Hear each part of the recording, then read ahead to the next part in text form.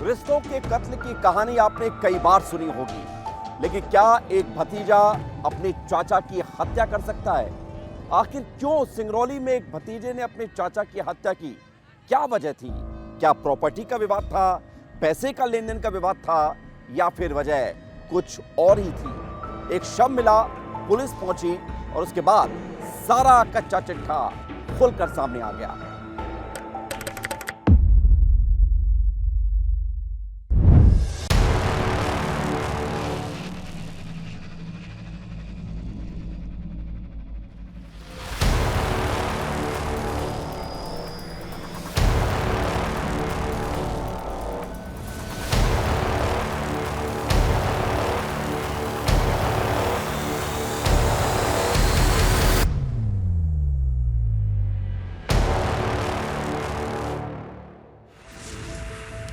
तारीख 6 जून, जगह सिंगरौली, मध्य प्रदेश।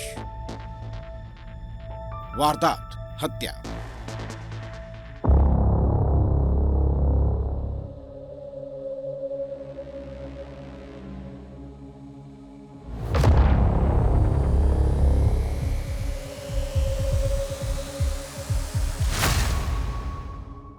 सिंगरौली का डाला गांव। शाम हो चुकी थी। लोग खेत और जंगल से वापस लौट रहे थे, लेकिन गांव में रहने वाला बुजुर्ग जगन्नाथ सिंह अभी घर नहीं लौटा था। अंधेरा गहरा होता जा रहा था, लेकिन ना तो जगन्नाथ आया और ना ही उसकी कोई खबर मिली। अब परिवार की धड़कनें बढ़ने लगी थी, क्योंकि आज तक ऐसा कभी नहीं हुआ था कि जगन्नाथ बिना बताए कहीं गया हो या घर लौटने में देरी की हो। आसपास पूछताछ की जाती है, तलाश की जाती है, और जब परिजन गांव से दूर जंगल में खेतों की तरफ पहुंचे तो उनके होश उड़ गए।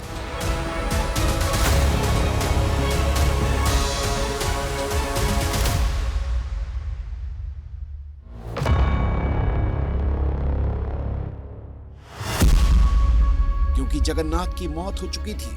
शरीर खून से लथपथ था। सिर और चेहरे पर बेरहमी से मारने के निशान थे। लोगों को ये समझना बिल्कुल भी मुश्किल नहीं लगा कि जगन्नाथ की मौत कोई हादसा नहीं बल्कि हत्या है।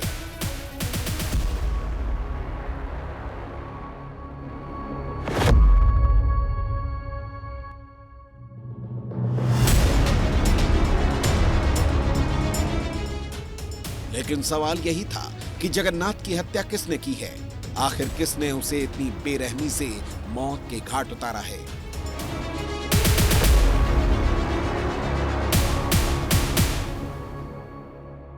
सूचना मिला था कि जंगल में एक बॉडी पड़ी है, तो उसमें पहले थोड़ा अननेचुरल डेथ की रिपोर्ट था। तो थाना प्रभारी समीर और उनकी टीम फॉरेंसिक के साथ जाके मौके पे जाके चेक करने पे वो मर्डर होने का शंका लगा। तो उसके अनुसार मर्डर कायम किया, फिर विवेचना में लिया गया।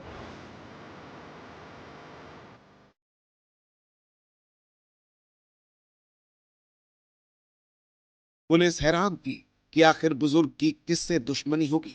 ना तो उसके पास इतनी जमीन और पैसा कि इसके लिए हत्या की गई हो, और ना ही कोई ऐसी रंजिश निकलकर सामने आई जिससे उसे मार ही दिया जाए।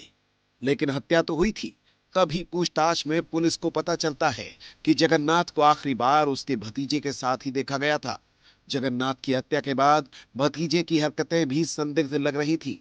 शक की सुई भतीजे पर थी, लेकिन सवाल यही था कि नाबालिग भतीजा अपने चाचा को मौत के घाट क्यों उतारेगा, जबकि परिवार में भी ऐसी कोई दुश्मनी नहीं है। सवाल हैरान कर रही थी, और इन सवालों के जवाब के लिए पुलिस ने जब नाबालिग को हिरासत में लेकर पूछताछ की तो पैरों तले से जमीन खिसक गई, क्योंकि हत्यारा जगन्नाथ का अपना ही भतीजा था। और इस हत्याकांड के पीछे की कहानी भी हैरान करने वाली थी। जगन्नाथ सिंह कौन? गांव का एक जानकार व्यक्ति था।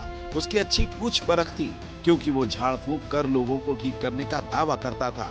लोग उसके यहाँ अपनी दुख तकलीफों को लेकर आते थे, और उसकी यही झाड़ फूक मौत का कारण बन गई।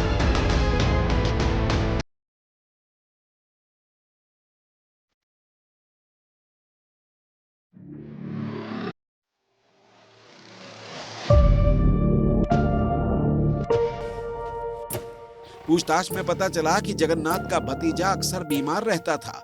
उसके परिवार में भी कुछ लोगों को दुख तकलीफें थी और भतीजा मन ही मन ये मानने लगा था कि इसका कारण उसका अपना ही चाचा है, जिसने काला जादू किया है और इसी कारण उनकी तबीयत खराब रहती है। ये शक धीरे धीरे उसके जहन में जहर बनकर पनपने लगा। फिर क्या था, उसने चाचा की हत्या का प्लान बना लिया। घटना के दिन पहले तो उसने जमकर शराब पी और फिर जगन्नाथ सिंह को भी पिला दी। और जब जगन्नाथ शराब के नशे में हो गया तो उसे बातों में लगाकर सुनसान खेतों में ले गया, जहां पत्थरों से चेहरे पर वार कर उसकी हत्या कर दी।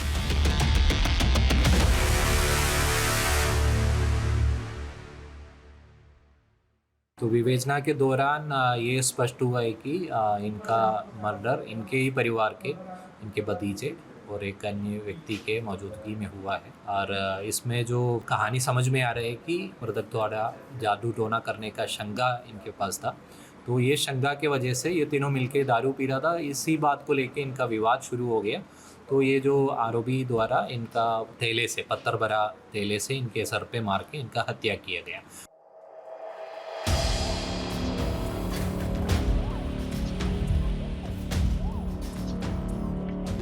पुलिस ने आरोपी नाबालिग को हिरासत में ले लिया है, लेकिन इस हत्याकांड ने हर किसी को हैरान कर दिया है, क्योंकि अंधविश्वास ने रिश्तों को खून से रंग दिया।